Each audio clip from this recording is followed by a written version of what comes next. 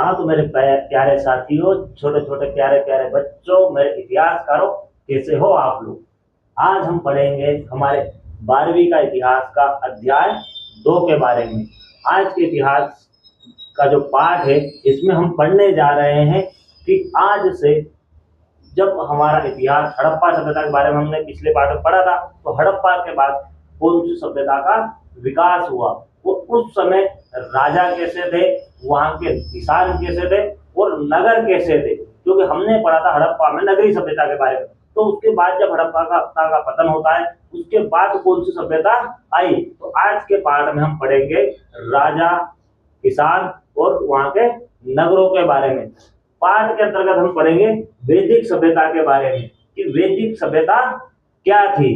साथ ही साथ हम जानेंगे कि एक प्रारंभिक युग कैसे हुआ, एक द्वितीय नगरीकरण कैसे होता है, और उसी के साथ जानेंगे कि उस समय जो राज्य थे या युग में राज्यों को हम जनपद कहते हैं, तो जो महाजनपदें थी, तो सारी महाजनपदें थी कौन कौन सी थी, और उसमें एक ऐसी महाजनपद थी जिसका प्रभाव बहुत ज्यादा रहा, या यूं कहे कि उसका दबदबा सबसे ज्यादा रहा। तो वो महाजनपद कौन सी थी और उसकी ऐसी क्या खास बात है या कौन सा कारण है कि उसने बाकी जनपदों पे अपना दबदबा बनाए रखा।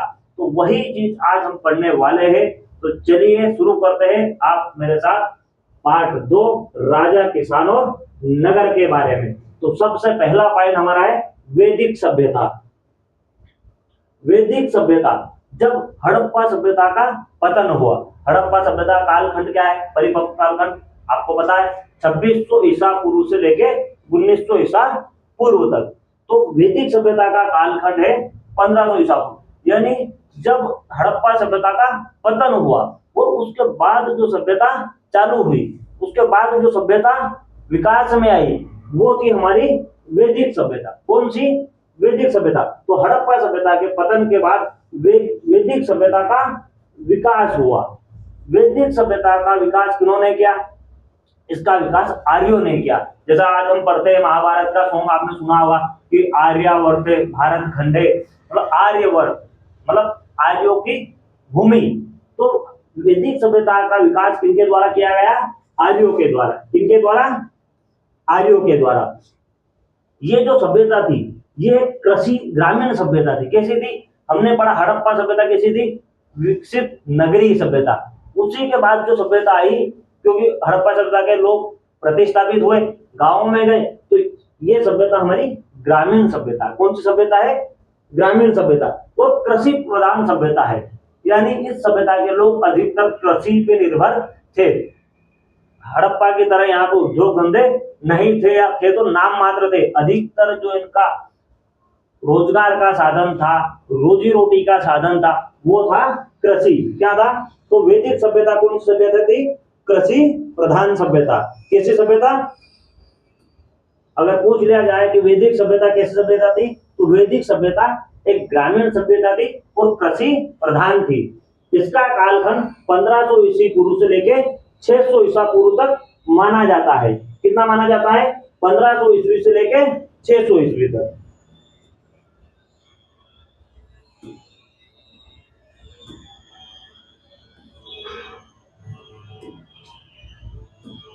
अगर पूछा जाए इसका कालखंड क्या था, तो हड़प्पा सभ्यता का परिपक्व काल जो था 2600 से 1900 तक, 1900 से 1300 का पतन काल माना जाता है या उत्तर काल माना जाता। तो उसी समय 1500 ईसा पूर्व से 600 ईसा पूर्व, यानी मोटा मोटा 1000 सालों का समय अंतराल इसमें है।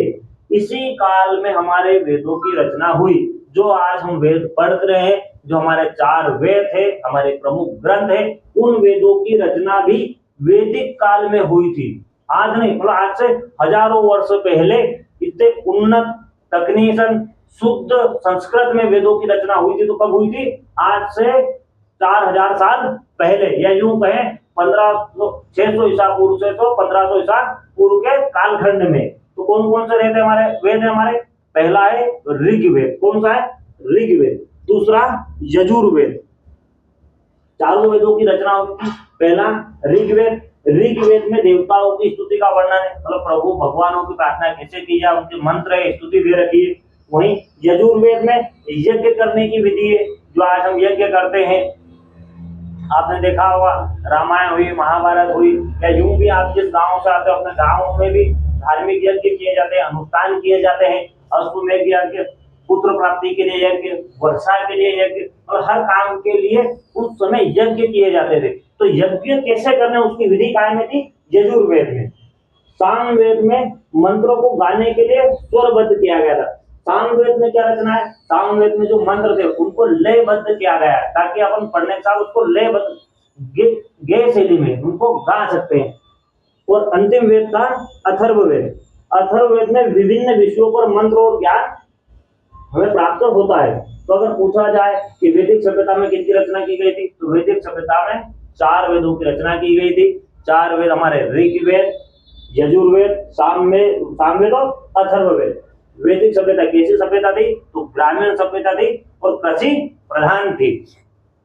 इसका कालखंड 1500 ईसा पूर्व से लेके 600 ईसा पूर्व तक। इसके बाद जब 600 ईसा पूर्व के बाद का जो समय है, छठी शताब्दी। कौन सी?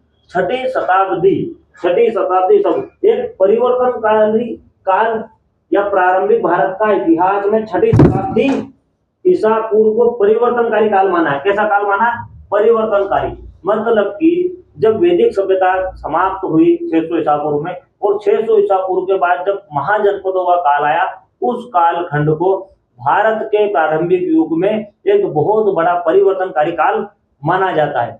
क्यों माना जाता है? क्योंकि इस समय में जो हड़प्पा सभ्यता में विशाल नगर वगैरह थे, वही चीज वापस से दूसरा नगरीकरण इसमें होता है। या यूं कहे कि दूसरा नगरीकरण कब होता है? तो वो होता है छठी शताब्दी। कौन सी में? छठी शताब्दी ईसा पूर्व के बाद। इसीलिए इसको हम एक परिवर्तनकारी काल मानते हैं। तो क्या क्या होता है इसमें? भाई इस काल में क्या होता है? प्रारंभिक राज्यों और नगरों का विकास होता है। काय का?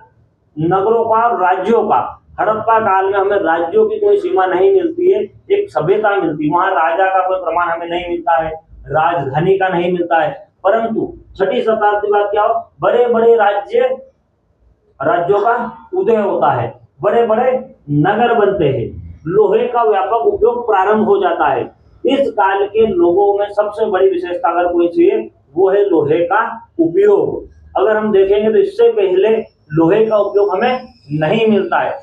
तांबे का उपयोग मिलता है, कांसे का मिलता है, परंतु लोहा उपयोग में नहीं लाया गया था। हम ये भी कह सकते हैं कि छठी शताब्दी पूर्व की जो सभ्यता है वो लोह युगीन सभ्यता है। कैसी है? क्योंकि ये लोग लोहों का उपयोग करने लग गए थे।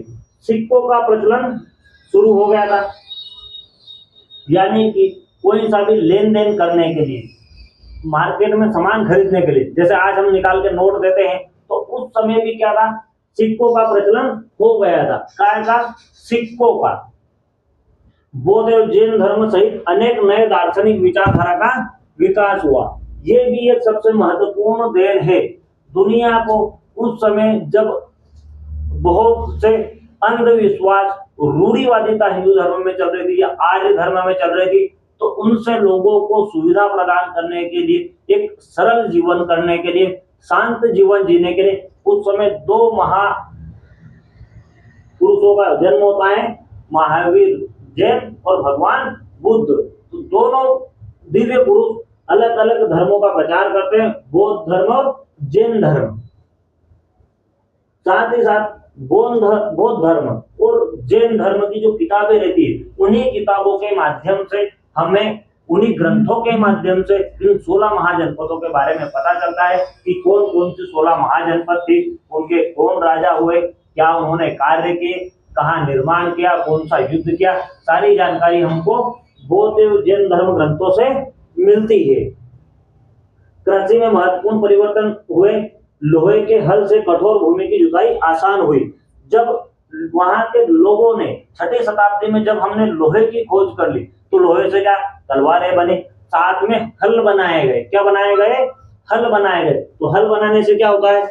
अगर हमारे पास हल है, ये देखिए, ये एक हल बना हुआ है, तो अगर हम खेती करेंगे, आज भी अगर आप खेती का कोई सा भी सामान देखते हैं, कृषि यंत्र हम देखते हैं, तो सारे काय के बने रहते हैं? लोहे के बने रहते हैं। क्योंकि लोहे से जुताई बहुत आसान हो जाती है, चाहे किसी भी कठोर जमीन हो आसानी से लोहा उसमें जुताई बुआई कर सकता है। तो जब लोहे के हलों का उपयोग बना तो हमने जो कठोर कृषि भूमि थी जहाँ खेती नहीं कर पा रहे थे उस जमीन को भी हमने खेती के लायक बनाया।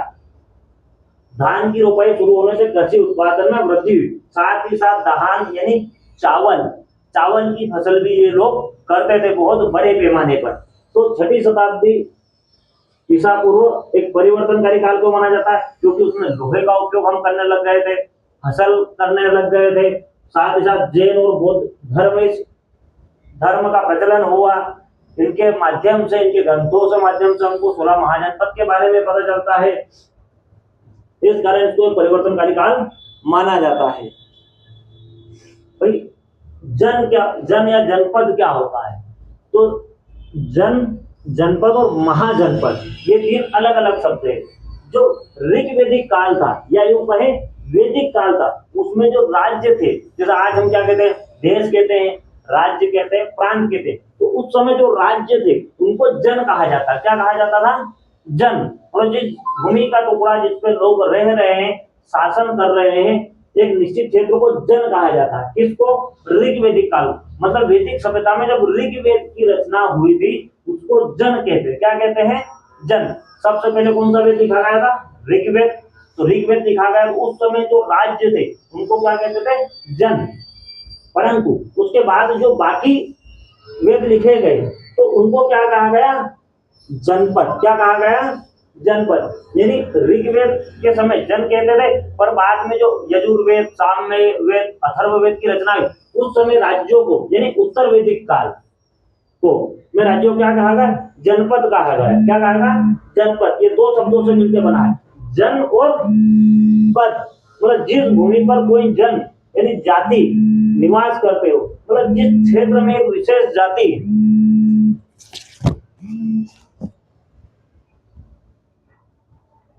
जिस क्षेत्र में एक विशेष जाति, समुदाय, परिवार का शासन चल रहा हो उस क्षेत्र को, उसको क्या कहा गया?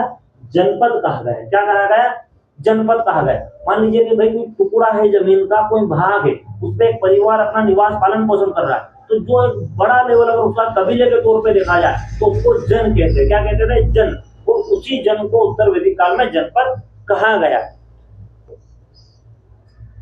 समय के साथ साथ 6वीं शताब्दी ईसा पूर्व में क्या हुआ? जो जनपद थे इनका आकार बढ़ा, इनका क्षेत्रफल बढ़ता गया। तो जो क्षेत्रफल इन्होंने बढ़ाया तो वहां से शब्द आता महाजनपद। महा मतलब बड़ा, जनपद तो वही भाई एक जाति समूह का ही शासन कर रहा है, पर महा का मतलब क्या होता? महा मतलब बड़ा, ज्यादा। तो 6वीं शताब्दी ईसा पूर्व में अनेक बड़े राज्यों का विकास हुआ। क्या विकास हुआ? बड़े राज्यों का विकास होता है। और इनकी जानकारी हमको कहां से मिलती कि भाई बड़े राज्यों का विकास हुआ, तो आपके पास ये जानकारी कहां से आई? कौन आपको बता रहा है? आज से 4000 साल पहले की बात, हजारों साल पहले की बात आपको आज कहां से पता चल रही? तो हमें पता चलती है बौद्ध ग्रंथ के अंगुत्तर निकाय से। कौन से निकाय से? कौन सी रचना से? बौद्ध ग्रंथ की अंगुत्तर निकाय। और जैन ग्रंथ की रचना है भगवती सूत्र। इन 2 ग्रंथों से हमको 16 महाजनपद के बारे में पता चलता है। कौन कौन से 16 महाजनपद? तो वो थी अंग, मगध, काशी, कौशल, वज्जी, मल, चेदी, वत्स, कुरु, पांचाल, मत्स्य, सूरसेन, अस्मत, अवंती उज्जैन, और गांधार और कंबोज। इन 16 महाजनपदों के बारे में हमको पता चलता है। कौन से ग्रंथों से? अंगुत्तर निकाय और भगवती सूत्र। तो जनपद कौन कौन सी थी? 16 महाजनपद थी। परंतु इन 16 महाजनपदों में कुछ जनपद प्रमुख थे। कौन कौन सी? वज्जी, मगध, कौशल, करु, पांचाल, गांधार और अवंती। ये जनपद प्रमुख थी। मतलब ये 16 जनपदों में एक का प्रभुत्व रहता है। जैसे आज हमारे मध्य प्रदेश में जिले हैं, परंतु कुछ जिले क्या है? बड़े हैं, जैसे भोपाल हुआ, इंदौर हुआ, जबलपुर हुआ, गुना हुआ, नीमच हुआ। तो ये जिले एक अपना अलग प्रभुत्व रखते हैं। देवास हुआ औद्योगिक नगरी, तो ये सारे जिले एक अलग प्रभुत्व रखते हैं। उज्जैन हुआ, तो ये बड़े बड़े जिले हैं, इनका प्रभाव एक अलग है। यहाँ रोजगार का क्षेत्र ज्यादा है, उन्नत जिले हैं। तो उसी प्रकार उस समय के जो महाजनपद थी, या यूं कहें कि हमारे सभी राज्य है तो मध्य प्रदेश हुआ, यूपी हुआ, पंजाब हुआ, महाराष्ट्र हुआ, तो हम राज्यों को देखते हैं यार कौन सा राज्य बहुत उन्नत है या कौन सा राज्य बहुत पिछड़ा है। तो उस समय जो 16 महाजनपद थी उनमें वज्जी, मगध, कोसल, कुरु, पांचाल, गांधार और अवंती।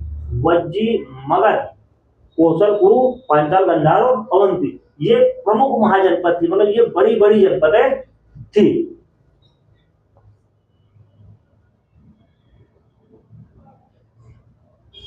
अब ये जो महाजनपद थे इनका भी विशेषता क्या थी, इन महाजनपदों में क्या क्या खास था।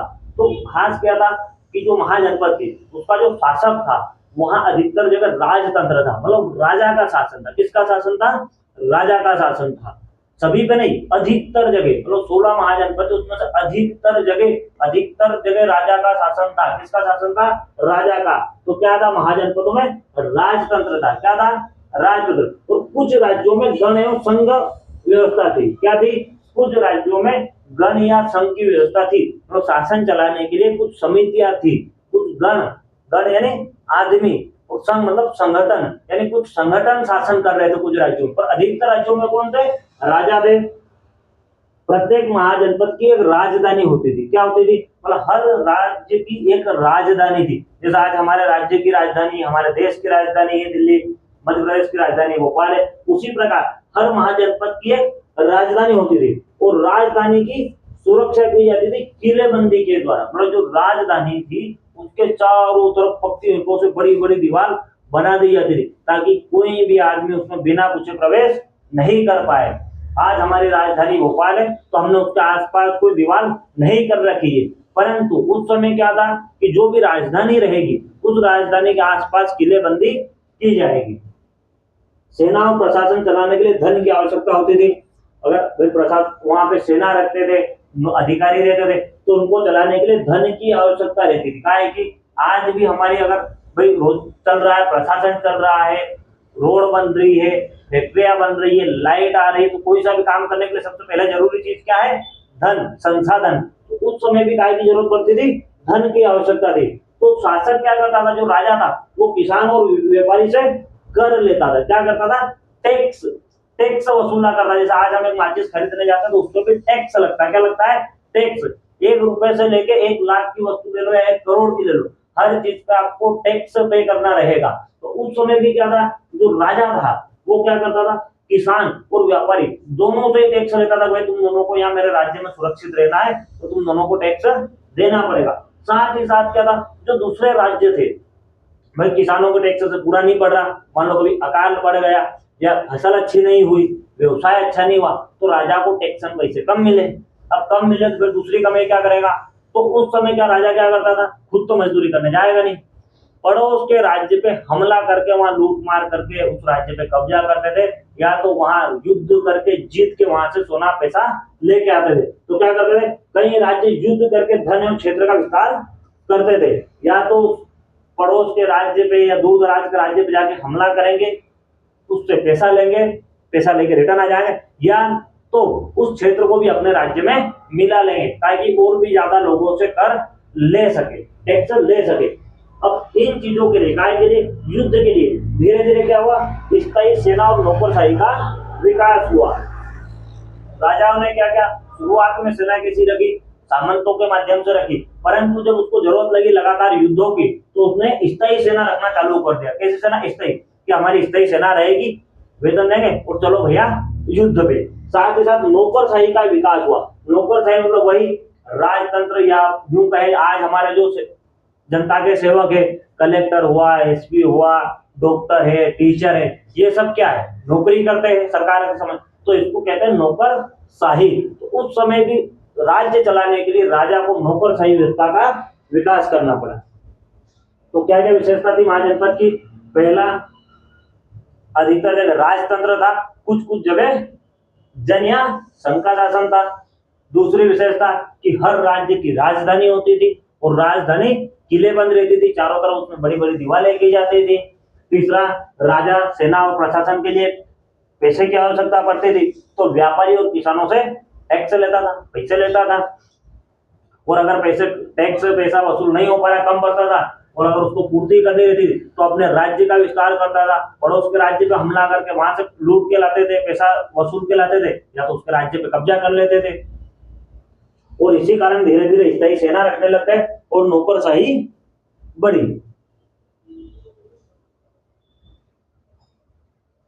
गण एवं संघ, गण मतलब अनेक सदस्यों के समूह को गण कहते हैं, मतलब बहुत से लोग, जैसे हम कहते हैं गण मानस, गण भगवान शिव के गण, मतलब बहुत से लोग जो उनकी सेवा करते हैं उनको हम गण कहते हैं। गण मानस ये शब्द आपने सुना ही होगा। गण यानी बहुत कुछ अनेक सदस्यों के समूह को, एक व्यक्ति को नहीं, कुछ व्यक्तियों का जो समूह रहता है उसको गण कहते हैं। क्या कहते हैं? गण। और संघ किसी संगठन या सभा को, मतलब कोई एक संगठन बन गया, एक स्पेशल संगठन बन गया किसी नाम से, तो उसको हम संघ कहते हैं। क्या कहते हैं? संघ कहते हैं। तो गण मतलब अनेक सदस्यों के समूह, और संघ यानी किसी संगठन, मतलब एक संगठन एक नाम से बन गया तो वो फिर एक संगठन हो, स्पेशल हो गया, तो उसको संघ कहते थे। अब इसकी विशेषता क्या थी? इसमें महाजनपद में क्या होता है, जहाँ राजतंत्र है वहां राजा का शासन होता था, परंतु जहाँ गण एवं संघ की व्यवस्था थी वहां पे क्या अनेक शासक मिलकर शासन करते थे। मतलब एक आदमी राज नहीं करता था, बहुत से लोगों की एक समिति बनके वो शासन का निर्वाचन करती थी। निर्णय सभा में चर्चा वाद विवाद के बाद लिए जाते थे। अगर कुछ भी निर्णय लेना है, मान लो अपने राज्य में, अपनी जनपद में कोई विकास कार्य करना है, कोई टैक्स बढ़ाना है, या और कुछ कार्य करना है, मंदिर निर्माण करना है, या कृषि सुधार करना, तालाब बनाना, कुछ भी करना है, तो उसका निर्णय कैसे होगा? एक सभा बुलाई जाएगी, उसमें जो भी अनेक शासक है, अनेक शासन है, मुख्य मुख्य लोग है, इनको बुलाया जाएगा, ये चर्चा करेंगे, वाद विवाद करेंगे, कोई उसके पक्ष में बोलेगा, कोई उसके विपक्ष में बोलेगा, भाई हमको तालाब, कोई कहेगा कि मान लो तालाब का मुद्दा है कि इस बार हमें गांव के पास तालाब खुदवाना है, तो कोई तालाब खुदवाने के पक्ष में भी रहेगा, कोई मना भी कराएगा कि नहीं खुदवाएंगे, गांव के पास में खुदवाएंगे, बच्चे गिर जाएंगे। मतलब हर चीज की पॉजिटिव और नेगेटिव दोनों बातें होती है, तो उसको कहते हैं वाद विवाद। क्या कहते हैं?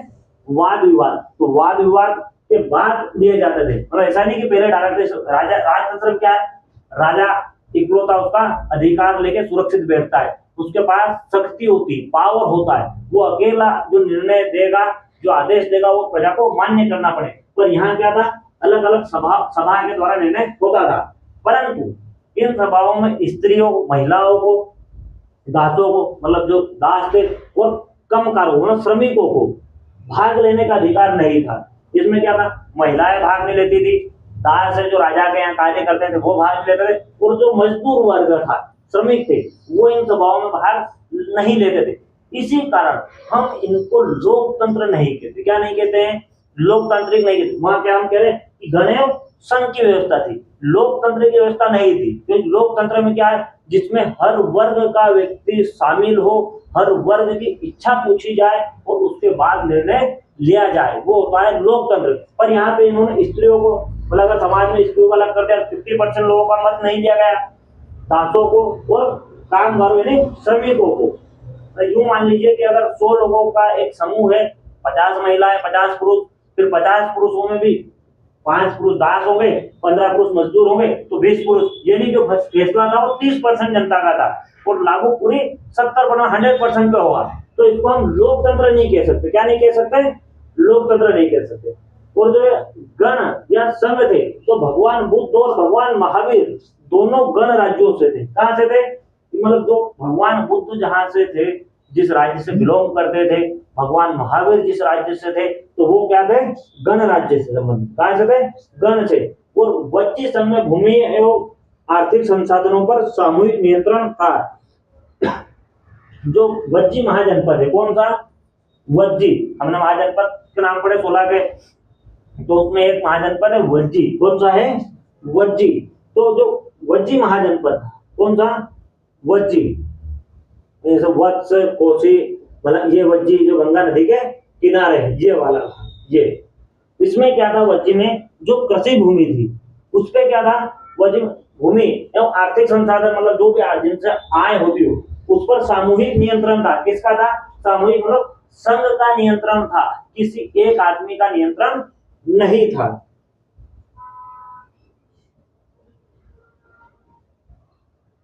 ये देखिए, संघ में क्या होता है, गण या संघ की सभा, ये सभा हो रही है, सारे लोग बैठ के सर्वसहमति से निर्णय ले रहे हैं। परंतु जब संघ की मीटिंग हो रही है, देखिए निर्णय ले रहे, तो इसमें महिलाओं को, दासों को, जो मजदूर है उनको बाहर कर दिया गया, इसलिए इसको हम लोकतंत्र नहीं कह सकते। इसी समय बुद्ध और महावीर का जन्म होता है, और जो इनके जो राज्य थे वो भी इन्हीं गण और संघ से संबंधित थे। वज्जी संघ इसका एक उदाहरण हमको देखने में मिलता है, जहां पर भूमि पर और आर्थिक संसाधन पर सामूहिक अधिकार था, किसी एक का अकेले का अधिकार नहीं था। तो अभी तक हमने क्या समझा कि भाई महाजनपद क्या होता है, और महाजनपद में राजतंत्र और गण या संघ की व्यवस्था क्या क्या थी। अब हम देखेंगे कि जो ये 16 महाजनपद है, कितनी महाजनपद है? 16 महाजनपद है। इन 16 महाजनपद में ऐसा क्या कारण है कि सिर्फ एक महाजनपद बड़ी हुई? एक महाजनपद के जो राजा रहे, शासक रहे, उन्होंने अपना विस्तार किया और अपने राज्य का या अपने महाजनपद का इतना विस्तार किया कि एक समय तक समस्त भारत पर उनका राज्य रहा, एक छत्र उन्होंने राज्य किया। तो उसका क्या कारण है? ऐसे कौन कौन से कारण उसके हैं कि भाई क्या सुविधाएं उनको मिली, क्या विशेषता उस क्षेत्र की रही कि वो अपने पड़ोसी राज्य पे को जीतने में सक्षम रहे, दूर तक अपना शासन चलाने में सक्षम रहे। तो ऐसा कौन सा महाजनपद था? तो ऐसा महाजनपद था मगध। कौन सा था? मगध महाजनपद। मगध वर्तमान बिहार में स्थित है। कहां पे है? और मगध को अगर हम वर्तमान दृष्टि से देखें तो ये हमारा बिहार का क्षेत्र। आज भी बिहार से बहुत सा IAS IPS बन के देश पर राज कर रहे हैं। तो 6ठी से 4ठी शताब्दी ईसा पूर्व के बीच ये सबसे शक्तिशाली महाजनपद था। कैसा था? सबसे शक्तिशाली महाजनपद था। और हर महाजनपद की एक राजधानी होती है। क्या होती है? राजधानी। तो इसकी जो पहली राजधानी थी प्रारंभिक, सबसे पहले जो इसमें राजधानी बने वो बने राजगृह को। किसको बने? राजगृह को। और इसके बाद इसने अपनी एक राजधानी और बनाई समय के साथ, तो वो राजधानी थी पाटलिपुत्र। कौन सी थी? वर्तमान पटना। और आज जिसको हम कहते हैं ना पटना, तो पटना का पुराना नाम क्या है? पाटलिपुत्र नाम है। तो इसकी दो राजधानियां थी। सबसे पहली राजधानी, प्रारंभिक राजधानी राजगृह और दूसरी राजधानी पटना।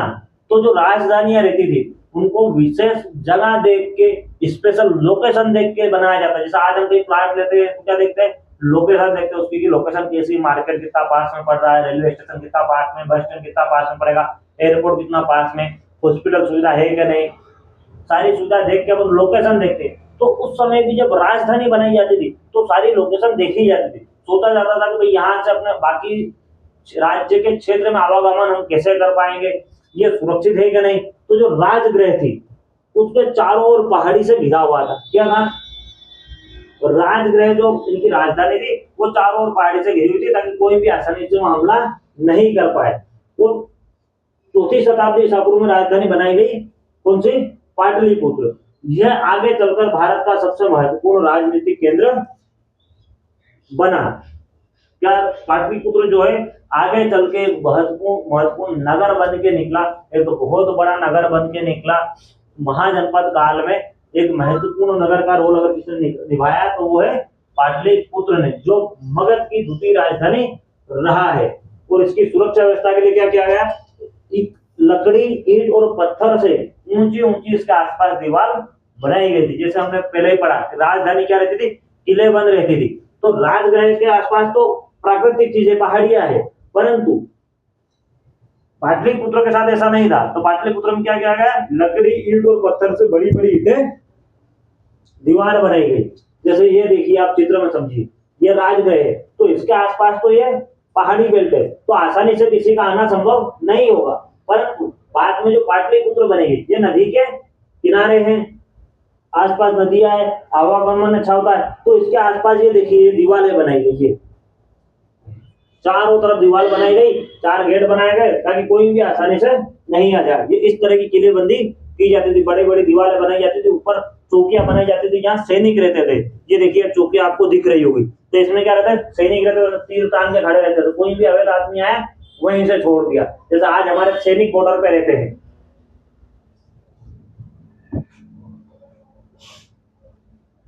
मगध का जो प्रारंभिक इतिहास है, भाई मगध इतना क्यों फैला, इसका महान बनने का क्या कारण है, कौन कौन से राजा थे। तो मगध पे प्रारंभिक इतिहास अगर हम देखें तो सबसे पहले जो राजवंश आया वो हर्यक राजवंश था। कौन सा राजवंश? हर्यक राजवंश। तो हर्यक राजवंश के राजा बिंबिसार से प्रारंभ होता है। कब से प्रारंभ होता है? बिंबिसार से। बिंबिसार जो राजा थे इन्होंने मगध की मजबूत नींव रखी। क्या रखी? नींव। किसी भी राज्य की शुरुआत करने के लिए एक मजबूत शासक का होना बहुत जरूरी होता है। तो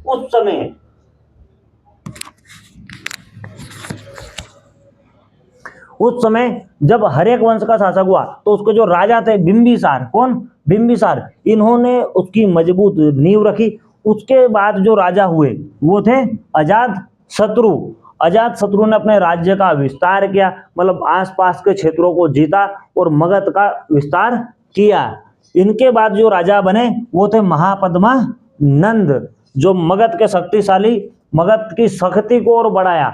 मतलब इन्हीं के समय मगध ने अपना चहुदिशी विकास किया, चारों तरफ अपना फैलाव किया। और इनके बाद अंत में जब इनका अंत हुआ, महापद्मानंद के राज्य का अंत हुआ और इसकी जगह भारत में एक महान साम्राज्य का जन्म होता है, एक नए राजा का जन्म होता है। और उस राजा का नाम जन जन को पता है, चंद्रगुप्त मौर्य। मौर्य साम्राज्य की स्थापना हुई। कौन से साम्राज्य की? मौर्य साम्राज्य की स्थापना हुई। किसने की? चंद्रगुप्त मौर्य ने। किसके माध्यम से? अपने गुरु की सहायता से, कौटिल्य की या चाणक्य की सहायता से। और जब चंद्रगुप्त मौर्य यहाँ के राजा रहे तो उन्होंने अपना क्षेत्र विस्तार किया। और उनके बाद उनके पुत्र के पुत्र सम्राट अशोक ने कलिंग युद्ध के बाद कलिंग को जीत के, यानी अभी वर्तमान के उड़ीसा को जीत के, मगध का और भी विस्तार, बहुत बड़ा क्षेत्रफल अपने अंतर्गत कर दिया। और जब कलिंग युद्ध सम्राट अशोक ने जीता, ऐसा कहा जाता है कि कलिंग का युद्ध सम्राट अशोक का सम्राट बनने के बाद पहला और अंतिम युद्ध था, क्योंकि हमें इनके और किसी भी युद्ध के बारे में पढ़ने को इतना ज्यादा जानकारी नहीं मिलती है। इन्होंने तक्षशिला के विद्रोहों को जरूर दबाया, परंतु वो इनके राज्य का ही हिस्सा था। पर जब ये सम्राट बने तब इनका प्रथम और आखिरी युद्ध कलिंग के साथ हुआ। और कलिंग का जब युद्ध हुआ तो उसमें हजारों लाखों सैनिक मारे गए, लाखों लोगों को बंदी बनाया गया। तो जब इन्होंने नरसंहार देखा, इतने लोगों की मृत्यु देखी, तो इनका हृदय परिवर्तित हो गया। इनको अंदर से बहुत बुरा लगा कि मेरी वजह से मुझे राज्य बढ़ाने के लिए लोगों को मार के राज करना पड़े, तो ऐसा राज्य हमें नहीं करना है। तो फिर इन्होंने युद्ध की नीति छोड़ के धर्म की नीति और शांति की नीति अपनाई। तो मगध जो था उसका महाजनपद, जो मगध महाजनपद है, उसके विस्तार का, उसके प्रादुर्भाव का क्या क्या कारण था? तो पहला कारण उसकी प्राकृतिक स्थिति क्या थी? सबसे प्रथम क्या है? प्राकृतिक स्थिति। यानी मगध के चारों ओर क्या है, जो मगध महाजनपद थी उसके चारों ओर पहाड़ियों से घिरा होने के कारण सुरक्षित था। और उसके चारों ओर पहाड़ी है, बाहर से कोई भी आक्रमण करना आएगा तो उसकी सेना को पहले पहाड़ पार करने पड़ेंगे। तो पहाड़ पार करना इतना आसान नहीं है। पहाड़ पार करेगी जो पूरी सेना एक संगठन के साथ आती है वो छीन हो जाती है, टुकड़ों में बिखर जाती है। तो पहाड़। दूसरा, गंगा एवं सोम नदियों के कारण उपजाऊ भूमि उपलब्ध थी। जो वहां का प्राकृतिक क्षेत्र है तो वहां उसके भाग में कौन कौन सी नदी है? गंगा और सोन नदी है। अब नदी है तो पानी होगा, पानी है तो कृषि होगी, तो सिंचाई की उत्तम व्यवस्था थी। तो सिंचाई अगर होगी तो यहाँ कृषि अच्छी उत्पाद हो रही थी, तो उस कारण से भी इसका प्रादुर्भाव हुआ, शक्तिशाली बना खेती की वजह से भी। अगला, आर्थिक कारण। आर्थिक यानी रुपए से मजबूत, पैसे से मजबूत। तो रुपए से मजबूत कैसे हुआ? जब गंगा और सोन नदी है तो स्वाभाविक बात है कि नदी है तो व्यापार और परिवहन आसान हो जाएगा। आज अगर आपको कहीं जाना है, सपोज सोचिए आप लोग बच्चों कि आपको कहीं जाना है एक जगह से दूसरी जगह। अब मान लो आपको जाना है यहाँ से 100 किलोमीटर दूर जाना है, तो पुराने जमाने में क्या था? पैदल जाते थे, या तो बैलगाड़ी या घोड़ा गाड़ी से जाते थे, या घोड़े के माध्यम से आएंगे। तो अगर घोड़े को 100 किलोमीटर ले जाएंगे तो उसको घास भी खाने के लिए लगेगी, वो थकेगा भी सही, उसको पानी भी लगेगा, तो उसके लिए आपको रुकना पड़ेगा, घास की व्यवस्था करनी पड़ेगी, पानी की व्यवस्था करनी पड़ेगी। परंतु अगर उसी 100 किलोमीटर के दायरे में नदी पड़ रही है, सीधे नदी जा रही, तो नाव बने बैठे, नाव में अपने चलाए चाकू और नाव चलती जा रही नदी के साथ साथ, तो इसमें कोई आपका चारा नहीं लगा, कोई पानी नहीं लगा, और नदी की दिशा में बहाव के साथ साथ नाव बहती गई। कोई आपको एक्स्ट्रा फोर्स लगाने की, एक्स्ट्रा सुविधा करने की जरूरत नहीं पड़ी। तो जहां नदियां हैं वहां परिवहन व्यापार बहुत विकसित होता है। दूसरा, नदी के कारण खेती अच्छी हो रही थी। तो आर्थिक कारण, लोहे की खदानें वहां पे थी, उस भूभाग में लोहे की खदानें थी, तो अगर लोहा है तो इन्होंने हथियार बनाए, उन्नत किस्म की तलवारें बनाई, जो तलवारें इनको युद्ध में काम आती थी, और उसी लोहे से इन्होंने कृषि के उपकरण भी बनाए जो इनको खेती में काम आते थे, खेत के लिए खेती को आसान करते थे। लोहे के हल बनाए, दराते बनाए, भाले बनाए युद्ध के लिए। तो इन कारण से भी, ये भी आर्थिक उसका कारण है कि इनको बहुत मदद मिली और मगध एक शक्तिशाली राज्य बना। सामाजिक कारण, तीसरा है सामाजिक कारण। अधिक जनसंख्या होने से पर्याप्त श्रमिक उपलब्ध हुए। बिहार का जो क्षेत्र है आज भी वहां जनसंख्या बहुत ज्यादा है। उस समय भी, मगध के कालखंड में भी वहां पे जनसंख्या बहुत ज्यादा थी। जनसंख्या होने की वजह से उनको श्रमिक आसानी से उपलब्ध हो जाते थे। अगर श्रमिक मिल जाएंगे तो कोई सा भी काम आसानी से होगा। दूसरा, वहां जो जंगल है, जंगलों में हाथी मिलते थे, तो हाथियों से, जंगल में हाथी बहुत आसानी से मिल जाते थे। अब हाथी मिलने से क्या होता था भाई, एक तो कुछ भारी काम है, मान लो कुछ पत्थर, बड़े बड़े पत्थर है, बड़ा सामान इधर से उधर ले जाना, तो हाथी की मदद से ले जाते थे। साथ में हाथी सेना में रहते थे, तो युद्ध में बहुत काम आते थे। मतलब हाथी है, चल रहा है ऐसे करके, तो क्या हुआ, 4 आदमी को तो वहीं चूर देगा। सूंड में तलवार बांध दी, सूंड से काट रहा है, और उसके ऊपर जो राजा बैठे या सैनिक बैठे वो पूरी तरह सुरक्षित है, ऊपर से आराम से तीर मार रहे, दूर तक लंबा तक देख के तीर चला रहे हैं। तो हाथी होने से क्या फायदा हुआ भाई, उसका सेना में उपयोग किया गया, भारी सामान इधर से उधर ढोने में भी इसका काम उपयोग होता था। तो ये इसके सामाजिक कारण थे भाई, उसके समाज जो वहां का था परिदृश्य, उसका योगदान बहुत ज्यादा रहा है मगध को शक्तिशाली बनाने में। अगला है राजनीतिक कारण। राजनीतिक मतलब वहां की राजनीति या यूं कहे शासन व्यवस्था। तो जो मगध में राजनीति मतलब जो राजा हुए, बिंबिसार हुए महान राजा, अजातशत्रु, महापद्मानंद जैसे योग्य, महत्वाकांक्षी और शक्तिशाली शासकों ने मगध पे राज्य किया है। मतलब मगध के जो राजा हुए वो शक्तिशाली थे और महत्वाकांक्षी थे। मतलब उनकी महत्वाकांक्षा ये थी कि भाई जो मेरा राज्य है ये इतना ही सुकून का नहीं रह जाए। जैसे अपना रहता ना आज का जीवन के हो, जो कट रहा है कटने दो, छोटी सी कोई नौकरी मिल जाएगी, जीवन यापन कर लेंगे, नहीं। कुछ लोगों का क्या रहती, बड़ी सोच रहती कि भैया मैं यूपीएससी क्लियर करूंगा, मैं आईआईटी क्लियर करूंगा, मैं कलेक्टर बनूंगा, कि जज बनूंगा, तहसीलदार बनूंगा, आईपीएस बनूंगा। एक बड़ी सोच है।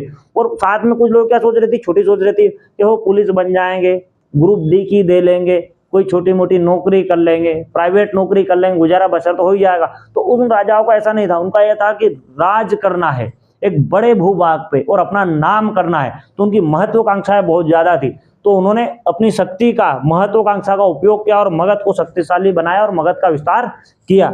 इसी कारण आज हम उनकी महत्वाकांक्षा के कारण ही आज आप इस पाठ में मगध जनपद को पढ़ रहे हो। अन्यथा वहां 16 जनपदें थी। कितनी थी? 16 में से हम सिर्फ एक पढ़ रहे हैं। क्यों पढ़ रहे हैं? क्योंकि वहां जो राजा हुए उन्होंने अपनी शक्ति का सदुपयोग किया और उसका विस्तार किया। तो आज के पाठ में हमने क्या क्या पढ़ा है प्यारे बच्चों, रिवीजन कर लेते हैं कि भाई सबसे पहले हड़प्पा सभ्यता के बाद कौन सी सभ्यता आई? तो कौन सी सभ्यता थी? वैदिक सभ्यता। वैदिक सभ्यता का कालखंड क्या था? 1500 ईसा पूर्व से लेके 600 ईसा पूर्व तक।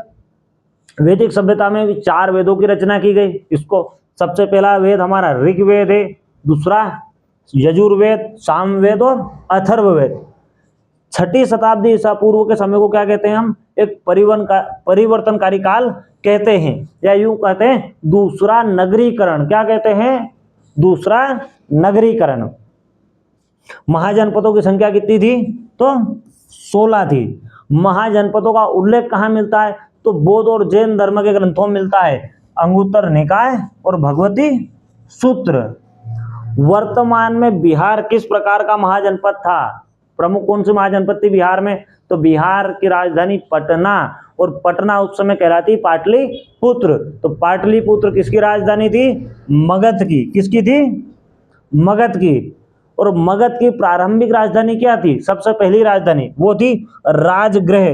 राजगृह का मतलब होता है राजा का घर। क्या होता है? राजगृह यानी राजा का घर। बाद की राजधानी कौन सी बनी उसकी? पाटलिपुत्र। वर्तमान की पटना।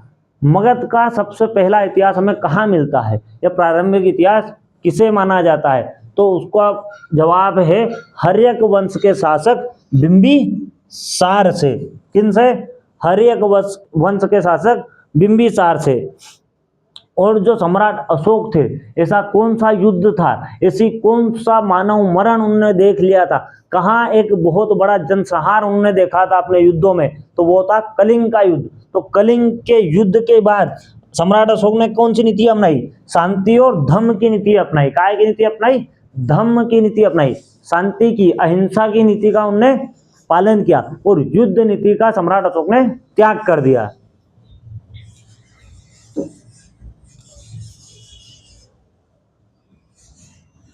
ठीक है प्यारे बच्चों, तो आज के पाठ में हमने पढ़ा है राजा, किसान और नगर का भाग 1 वैदिक सभ्यता के बारे में, 6ठी शताब्दी ईसा पूर्व के बारे में, जनपद और महाजनपद क्या होती, गण एवं संघ क्या होते, और मगध 16 महाजनपद में मगध महाजनपद का विकास कैसे हुआ, क्या कारण था। तो ये सारी चीजें आज के पाठ में हम देखिए।